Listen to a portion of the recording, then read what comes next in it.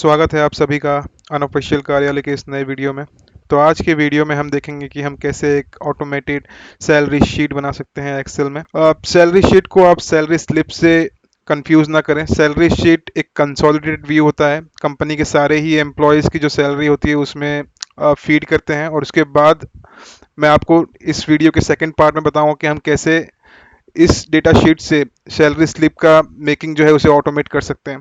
तो आइए शुरू करते हैं आज की वीडियो। तो सबसे पहले हम यहाँ पर डेटा फील्ड्स एंटर एंटर कर देंगे। जो जो हमारे सैलरी स्लिप के कंपोनेंट्स होते हैं वो सभी डेटा फील्ड्स हम पहले यहाँ पर एंटर करेंगे। जैसे कि पहले हम डाल देंगे एम्प्लॉय आईडी, फिर एम्प्लॉय नेम, फिर डेजिग्नेशन, उसके बाद मंथली सैलरी के बाद अटेंडेंस तो अटेंडेंस के बाद बेसिक सैलरी जो हमारी टोटल सीटीसी होती है उसका एक परसेंट होता है। तो यहाँ पर हम अज्यूम करते हैं कि हमारी जो बेसिक सैलरी है वो 50% है टोटल सैलरी की। बेसिक सैलरी के पास आ जाएगा डीएनएस अलावेंस। बेसिकली जो कॉस्ट ऑफ लिविंग है, जो हायर सिटी या मेट्रो सिटीज में रहते हैं, तो उसको कवर अप करने के लिए एम्प्लॉयर्स देते हैं। ये बहुत ही कॉमन है गवर्नमेंट एम्प्लॉयज़ के लिए। तो यहाँ पर हम अज्यूम कर रहे हैं इस केस में कि जो डीए है वो 20% है हमारे ओवरऑल सैलरी का। उसके बाद आता है एचआरए टू, ये कवर करने के लिए हमारे हाउस रेंट अलावेंस, जो हम अगर घर से दूर या किसी सिटी में रह रहे हैं तो कोई कोई कंपनीज होती हैं मेट्रो सिटीज़ में जो एचआरए देती हैं अपने एम्प्लॉयज़ को। उसके बाद आता है कन्वेयंस, लोकल ट्रांसपोर्ट या फिर आउट ऑफ सिटी ट्रांसपोर्ट के जो कॉस्ट है उसको कवर अप करने के लिए। और इन सबको हम सम अप करेंगे तो हमारा फाइनली आ जाता है ग्रॉस सैलरी। ग्रॉस सैलरी से डिडक्ट होता है पीएफ। तो पीएफ जो है वो 1% होता है हमारी बेसिक सैलरी का, और वो 12% होता है। तो 12% हमारी बेसिक सैलरी का टूवर्ड पीएफ जाता है। पीएफ को हम ग्रॉस सैलरी से डिडक्ट करेंगे तो हमारा नेट सैलरी आ जाएगा। इसके बाद हम इस शीट को, तो यहाँ हमारा जो डेटा फील्ड है वो कंप्लीट होता है। तो यहाँ पर हम एक इस शीट को हेडर दे देते हैं। इसे एक हेडर दे देंगे, एम्प्लॉय सैलरी शीट। इन सभी को बोल्ड कर लेंगे, एक बैकग्राउंड कलर दे देंगे इसे ब्लू, फॉन्ट चेंज कर देंगे, थोड़ा अलाइनमेंट कर लेंगे।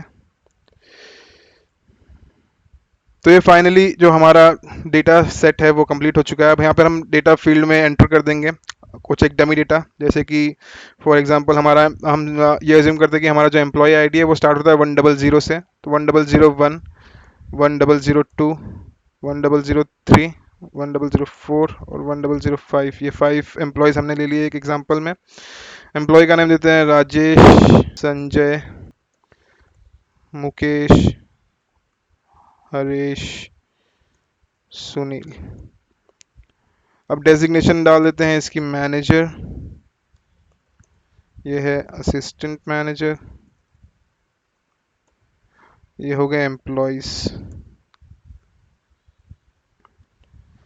इसकी मंथली सैलरी लेट्स से 50,000 है, इसकी 40,000 है, इसकी 35,000, सॉरी इन तीनों की 35,000 ले लेते हैं। अब अटेंडेंस एंटर कर देंगे। समझ लीजिए 30 का महीना है तो ये 28 डेज आया हुआ है, इसने 21 डेज किया है, ये सारे 30 डेज आया हुआ है, ये भी 30 दिन आया हुआ है, और ये आया है 25 दिन।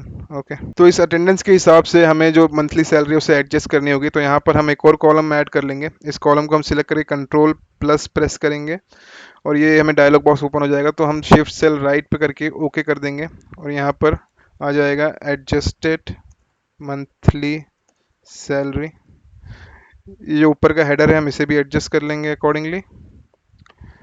अब एडजस्टेड मंथली सैलरी जो है वो इसने 30 में से 28 दिन काम किया, तो उस हिसाब से हम सैलरी को एडजस्ट करेंगे। तो पहले हम जो मंथली सैलरी है उसको सिलेक्ट करेंगे, इसको डिवाइड कर देंगे 30 दिन से, क्योंकि पूरे महीने में 30 दिन थे। तो इससे हमें मिल जाएगा पर डे की सैलरी। उस पर डे की सैलरी को मल्टीप्लाई करेंगे जो उसका अटेंडेंस है उससे, और एंटर। ये उसकी मंथली, और ये उसकी एडजस्टेड सैलरी हो गई है।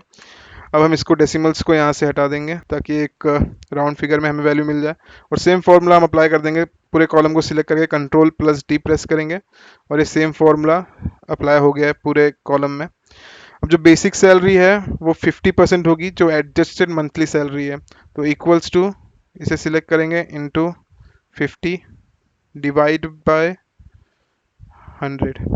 तो ये हमें उसकी बेसिक सैलरी दे देगा।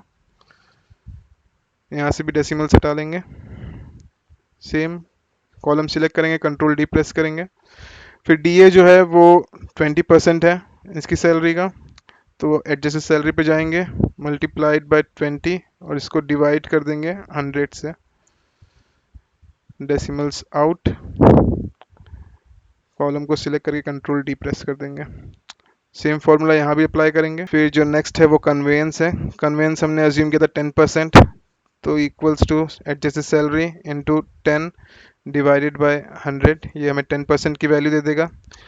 डेसिमल्स हटा देंगे यहाँ से, एक राउंड फिगर ले लेंगे और इस कॉलम को सिलेक्ट करके कंट्रोल डी प्रेस करेंगे।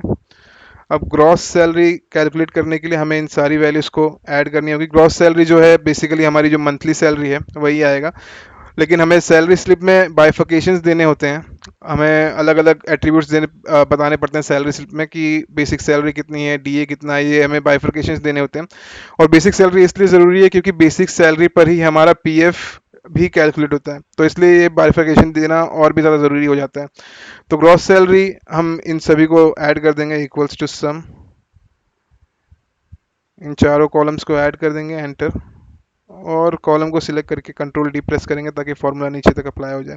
अब पीएफ जो है वो 12% होता है हमारी बेसिक सैलरी का, तो बेसिक सैलरी को सिलेक्ट करेंगे इंटू 12 डिवाइडेड बाय 100, एंटर, तो ये पीएफ आ गया।